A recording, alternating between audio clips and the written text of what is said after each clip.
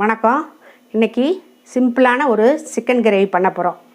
இது வந்து எல்லாருமே வீட்டில் ரொம்ப சீக்கிரமாக செய்கிற மாதிரி செஞ்சு காமிக்கிறேன் உங்களுக்கு. கிச்சன் சேனலுக்கு சப்ஸ்கிரைப் பண்ணுங்கள், பக்கத்தில் உள்ள பெல் பட்டனை அமுக்குங்க. இந்த வீடியோவுக்கு ஒரு லைக் கொடுங்க. இந்த வீடியோவை ஸ்கிப் பண்ணாமல் முழுசாக பாருங்கள். வாங்க இன்றைக்கி வீடியோக்குள்ளே போகலாம். இப்போ அடுப்பை பற்ற வச்சாச்சு. ஒரு வடைச்சட்டி அடுப்பில் வச்சுருக்கேன். கொஞ்சமாக எண்ணெய் விட்டால் போதும். கொஞ்சமாக எண்ணெய் விட்டாச்சு. எண்ணெய் கொஞ்சம் எண்ணெய் காஞ்சிடுச்சு. கொஞ்சம் கடுகு,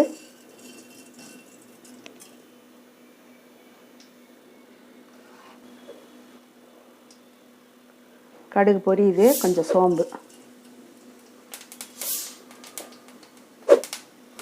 சோம்பு நல்லா பொரியுது. ஒரே ஒரு பெரிய வெங்காயத்தை இப்படி கொஞ்சம் சின்னதாக வெட்டியிருக்கேன். நான் வந்து 1/4 கிலோ சிக்கனுக்கு தகுந்தாப்புல தான் இப்போ பொருள் சொல்கிறேன்.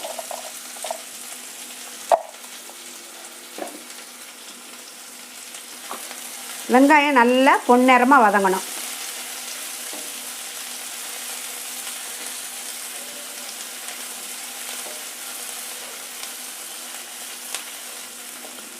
இந்த வெங்காயம் வதங்கிறதுக்கு, சீக்கிரமாக வதங்கிறதுக்கு கொஞ்சமாக உப்பு போடுறேன். ஏன்னா இந்த உப்பு போட்டால் வெங்காயம் சீக்கிரமாக வதங்கிடும்.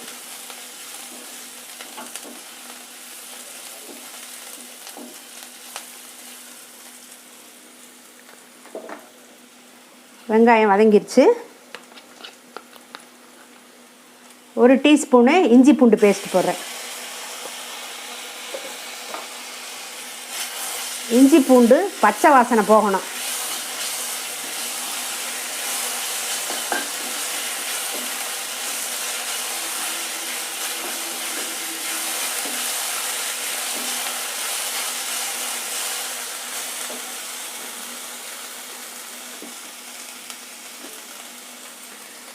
இஞ்சி பூண்டு பச்சை வாசனை போயிடுச்சு.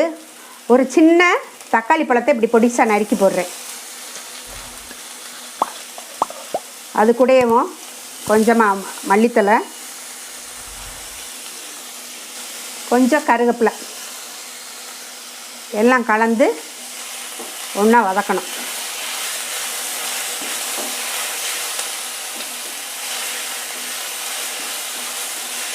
நல்லா ஒட்டாமல் வதக்கணும்.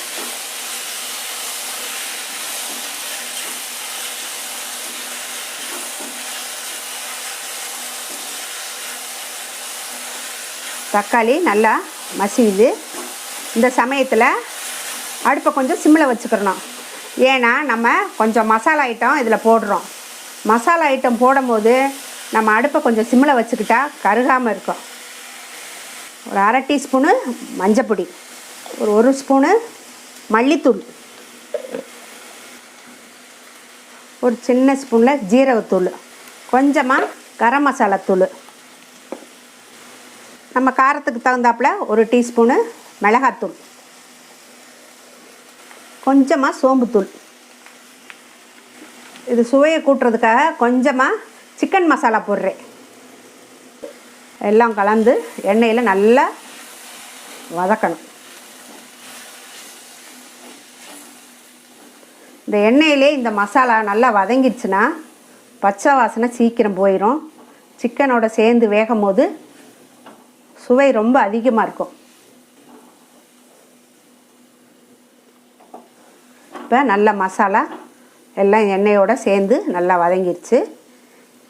இந்த சமயத்தில் நான் முதலையவும் சிக்கனை நல்லா கழுவி உப்பு மஞ்சத்தூளும் போட்டு கழுவி வச்சுருக்கேன். இதோட போட்டு நல்லா வதக்குறேன்.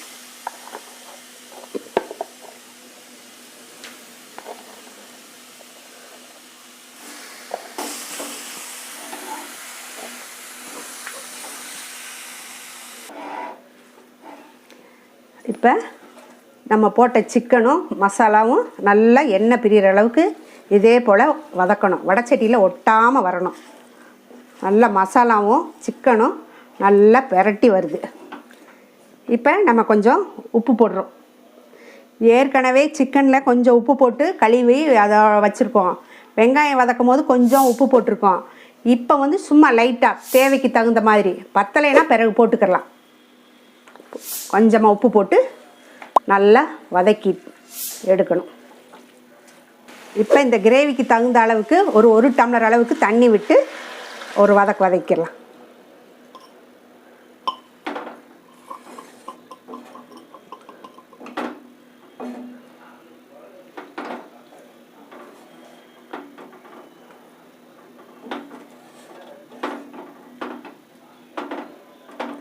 இந்த சமயத்தில் நமக்கு உப்பு காரம் பார்த்துக்கிடலாம்.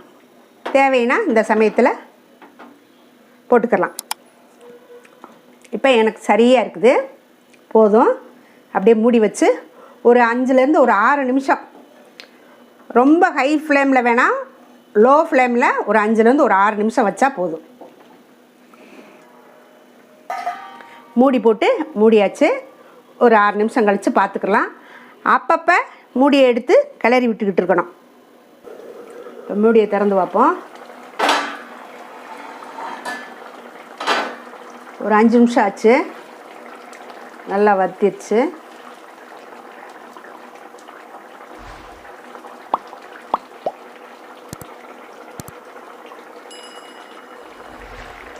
சிக்கன் நல்லா மெதுவாயிடுச்சு, நல்லா வெந்துடுச்சு.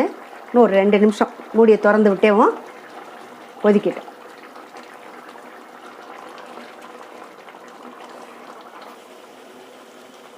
இப்போ சிக்கன் கிரேவி ரெடி ஆயிடுச்சு. அடுப்பு ஆஃப் பண்ண போகிறேன். அடுப்பு ஆஃப் பண்ணிவிட்டு இப்போ கொஞ்சமாக, இது வந்து கஸ்தூரி மேத்தி, இது என்னன்னா காஞ்ச வெந்தயக்கீரை, இதை இறக்கி வச்சுட்டு அப்போ அப்படியே லைட்டாக தூவி விட்டு அப்படியே ஒரே ஒரு கிண்டி மூடி வச்சிட்டோம்னா நம்ம எளிமையான முறையில் செஞ்ச சிக்கன் கிரேவி ரெடி ஆயிடுச்சு.